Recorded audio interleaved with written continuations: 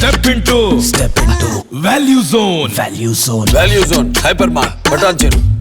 మరికొద్ది రోజుల్లో జరగనున్న మహాసమరానికి అన్ని పార్టీలు సమాయత్తం అవుతున్నాయి. తెలంగాణలో కొత్తగా అధికారంలోకి వచ్చిన కాంగ్రెస్ పార్టీ మంచి జోష్లో ఉంది.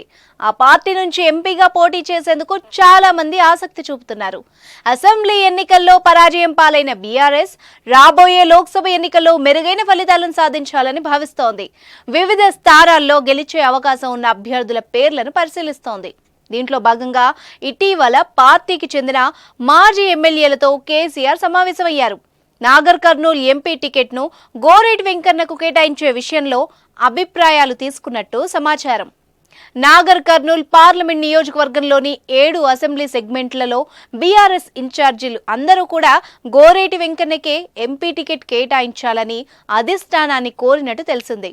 పలువురు మాజీ ఎమ్మెల్యేలు కూడా సానుకూలత వ్యక్తం చేశారు. విశేషం ఏమిటంటే ప్రస్తుతం నాగర్ కర్నూల్ ఎంపీ స్థానం బీఆర్ఎస్ ఖాతాలోనే ఉంది. ఆ పార్టీకి చెందిన పోతుగంటి రాములు ఇక్కడి నుంచి ఎంపీగా ఉన్నారు. కానీ జెడ్పీ చైర్పర్సన్ ఎంపిక విషయంలో ఆయనకు జిల్లాలోని కొందరు ఎమ్మెల్యేలకు మధ్య విభేదాలు ఏర్పడ్డాయి. తన కుమారుడికి జెడ్పీ చైర్పర్సన్ పదవి దక్కే అవకాశం ఉన్నప్పటికీ అచ్చంపేట మాజీ ఎమ్మెల్యే గువ్వల బాలరాజుతో సహా పలువురు వ్యతిరేకంగా పనిచేశారని ఇదివరకే అధిష్టానానికి ఎంపీ రాములు ఫిర్యాదు చేశారు. మరోవైపు ఎంపీ టికెట్ ను తిరిగి రాములకు కేటాయించవద్దని గువ్వల బాలరాజుతో పాటు మరో 3 మాజీ ఎమ్మెల్యేలు అధిష్టానానికి విజ్ఞప్తి చేశారు. ఈ విధంగా ఇరు వర్గాల మధ్య వివాదం ముదిరిన నేపథ్యంలో గోరేటి వెంకన్న పేరు తెరపైకొచ్చింది.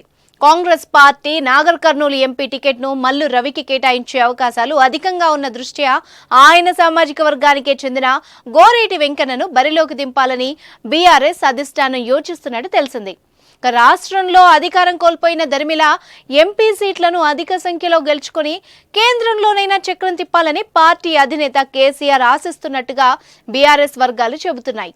దీంతో ఒక్కొక్క నియోజకవర్గంలో గెలుపు గుర్రాలను అన్వేషిస్తున్న క్రమంలో గోరేటి వెంకన్న పేరు తెరమీదకొచ్చినట్టు సమాచారం. స్థానిక అంశాల మీద అవగాహనతో పాటు కవులు, కళాకారులతో ఉన్న పరిచయాలు, ప్రజలతో ఉన్న అనుబంధం వంటివి గోరేటి వెంకన్నకు అనుకూల అంశాలుగా బీఆర్ఎస్ అధిష్టానం భావిస్తోంది. గోరేటి ప్రస్తుతం ఎమ్మెల్సీగా ఉన్న విషయం తెలిసిందే. చూద్దాం, గోరేటి వెంకన్నకు టికెట్ ఇచ్చి గెలిస్తే పార్లమెంట్లో పాలమూరు పాపులర్ సింగర్ను చూడొచ్చు.